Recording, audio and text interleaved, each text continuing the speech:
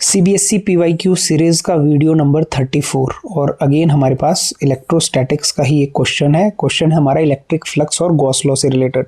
ये जो Gauss law है ये बहुत ही इम्पॉर्टेंट है हमारा एग्जाम पॉइंट ऑफ व्यू से, बोर्ड एग्जाम्स में इससे हमारा क्वेश्चन, चाहे आप सब्जेक्टिव क्वेश्चन ले लो कि इसके जो डेरिवेशंस हैं, 3 हमारे जो एप्लीकेशंस हैं गॉस लॉ के, वो डेरिवेशंस कोई ना कोई डेरिवेशन आता ही है पेपर में।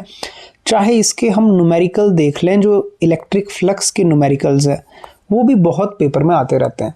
तो गॉस लॉ तो पढ़ना ही है बोर्ड की तैयारी के लिए, बहुत ही इंपॉर्टेंट टॉपिक है। ठीक है, अभी क्वेश्चन को हम देखते हैं। सिमिलर तरह का क्वेश्चन हमने शुरुआत के जो सब्जेक्टिव वीडियो हमने शुरू किए थे 24, 25, 26 के आसपास, सिमिलर तरह का ये क्वेश्चन हमने किया हुआ है, तो वो भी आप देख सकते हैं, आपको और क्लैरिटी आएगी। बिल्कुल वैसा ही क्वेश्चन है। ये क्वेश्चन आया हमारा साल 2024 में सेट 1 में। क्या है? Electric field E vector in a region is given by this. Electric field का एक्सप्रेशन दिया हुआ है, E vector is equal to 5x² + 2i cap, where E is in newton per coulomb and x is in meters. A cube of side 10 centimeter is placed in the region as shown in figure. कुछ diagram हमारे पास cube दिया हुआ है और cube की side दी हुई है। Calculate electric flux through the cube and the net charge enclosed by the cube. हमें क्या करना है? इलेक्ट्रिक फ्लक्स कैलकुलेट करना है। और इलेक्ट्रिक फ्लक्स क्या क्या फॉर्मूले हमें पता होने चाहिए। पहला फॉर्मूला जो इलेक्ट्रिक फ्लक्स का फॉर्मूला होता है, इलेक्ट्रिक फ्लक्स का फॉर्मूला होता है हमारे पास E vector dot A vector, और जिसको एक्सपेंड करके हम क्या लिखते हैं, ई ए कॉस थीटा। एक तो ये फॉर्मूला हमें।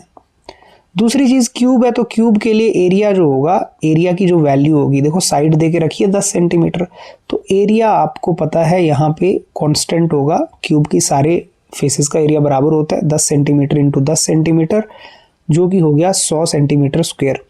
अब सेंटीमीटर स्क्वायर को मीटर में कन्वर्ट करेंगे, मीटर स्क्वायर में, तो ये आ जाएगा 100 इंटू 10⁻⁻⁴, तो ये आ गया 10⁻⁻² मीटर स्क्वायर। तो ये हमारे पास आ गया एरिया। ठीक है, एरिया भी कांस्टेंट रहेगा। टोटल फ्लक्स निकालते हैं, पहला पार्ट जो नेट फ्लक्स है।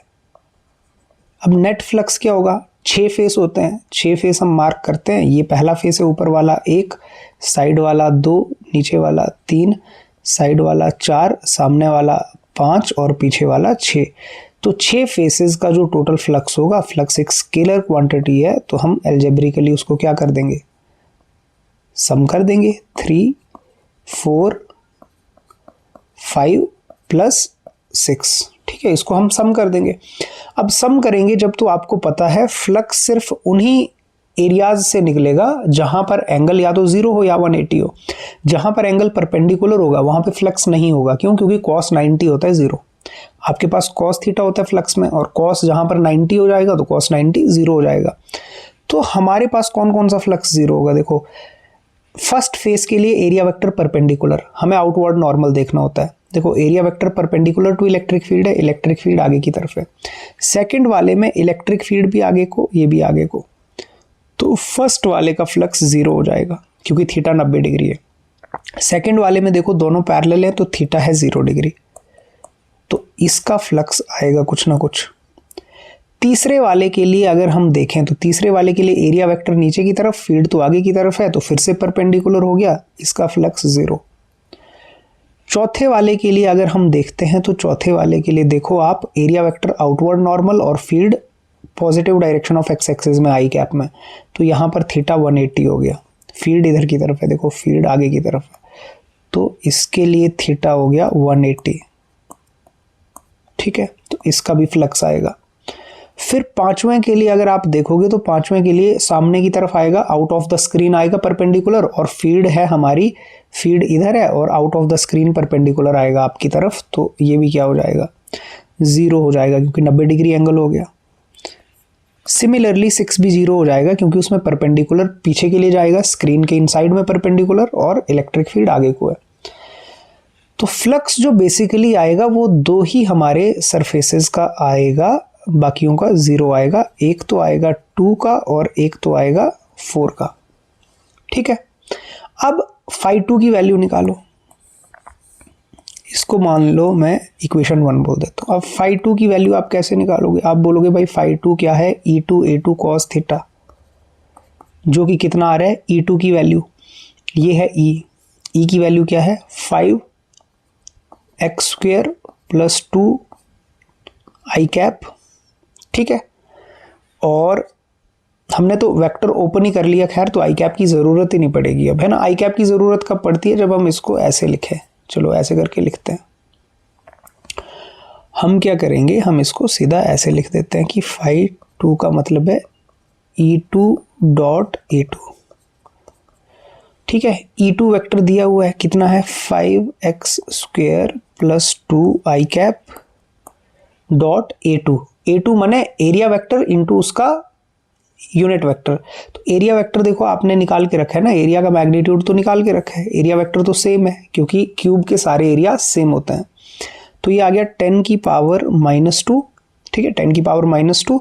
और सेकंड वाला जो फेस है, ये सेकंड वाले फेस के लिए एरिया वेक्टर कहाँ की तरफ होगा, एरिया वेक्टर होगा आई कैप की डायरेक्शन में, इसी फील्ड के डायरेक्शन में, तो आई कैप ही आएगा, ठीक है। और x की वैल्यू कितनी होगी, अब आपको x की वैल्यू भी रखनी है। तो जो सेकंड वाला आपका जो एरिया है, ये सेकंड वाला एरिया, इसके लिए x की वैल्यू जो होगी, ये x की वैल्यू होगी ये एज लेंथ के बराबर, ठीक है। एज लेंथ के बराबर ही दूरी है ना ओरिजिन से, ये ओरिजिन से देखनी है दूरी, ओरिजिन से एज लेंथ के बराबर है, माने 10 सेंटीमीटर की दूरी है। तो x की वैल्यू यहाँ पे कितनी आएगी, साइड में यहीं पे लिख देते हैं, यहाँ पे x की वैल्यू कितनी आएगी 10 सेंटीमीटर माने 0.1 मीटर। तो जैसे ही मैं ये वैल्यूज़ पुट करता हूँ, मेरे पास phi 2 की वैल्यू क्या आ जाती है, 5 × x का स्क्वायर माने 0.1 का स्क्वायर + 2 × 10 की पावर -2, क्योंकि i cap dot I cap तो होता है 1। तो ये कितना आ गया मेरे पास 5 × 0.01 + 2 × 10 की पावर -2। तो ये phi 2 की वैल्यू आ गई मेरे पास 0.05 + 2 × 10 की पावर -2, जो कि आ रहा है 2.05 × 10 की पावर -2। ये आ गई phi 2 की वैल्यू। इसी तरह इसकी वैल्यू निकाल लेंगे phi 4 की। phi 4 की वैल्यू क्या आ गई हमारे पास, ये phi 4। तो इसको निकालेंगे E4.A4। तो ये कितना आ गया E4, देखो 4 वाला जो एरिया है वो ये है 4 फेस, तो ये तो ओरिजिन पे ही है एरिया, तो इसके लिए x की वैल्यू 0 हो जाएगी। तो 5x² + 2 i कैप डॉट 10 की पावर -2। अब इसका जो एरिया वेक्टर है 4 का, तो आउटवर्ड नॉर्मल है, ये आएगा A4, और आई कैप है पर नेगेटिव वाला आई कैप है, तो -i कैप होगा, ठीक है। तो -i कैप, नेगेटिव वाला डायरेक्शन है तो -i कैप लगेगा। तो हमने क्या किया, इसको इस तरह से लिख लिया। अब यहाँ पर x कितना है, यहाँ पर x है 0, तो x को पुट कर देते हैं 0। यहाँ पर x की वैल्यू क्या है 0।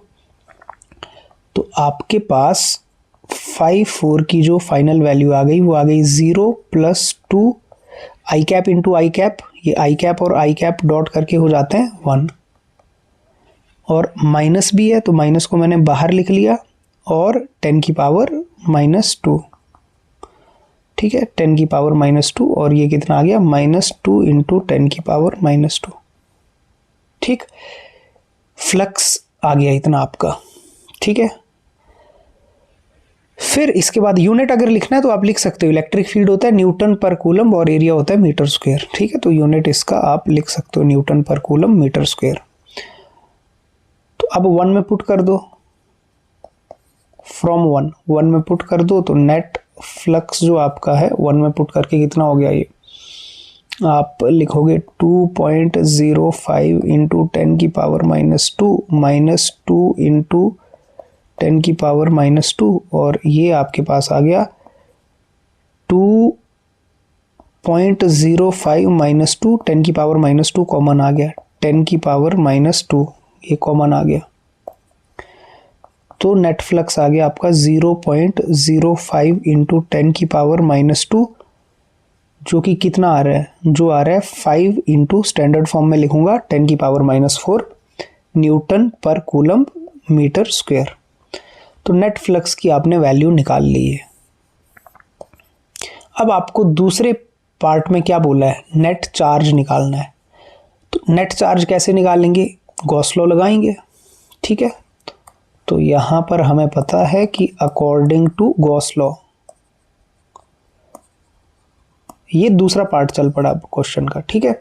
गॉस लॉ क्या कहता है, जो नेट फ्लक्स इनक्लोज्ड होता है किसी भी क्लोज सरफेस के लिए, वो क्या होता है, charge inside that close surface divided by epsilon not. तो यहाँ से आप क्या करोगे, यहाँ से आप चार्ज इनसाइड निकाल लोगे, जो कि कितना आ जाएगा, phi net into epsilon naught, cross multiply करके फाई नेट निकाल चुके हो। 5 इंटू 10 की पावर -4, एप्सिलॉन नॉट की वैल्यू कितनी होती है, 8.85 इंटू 10 की पावर -12।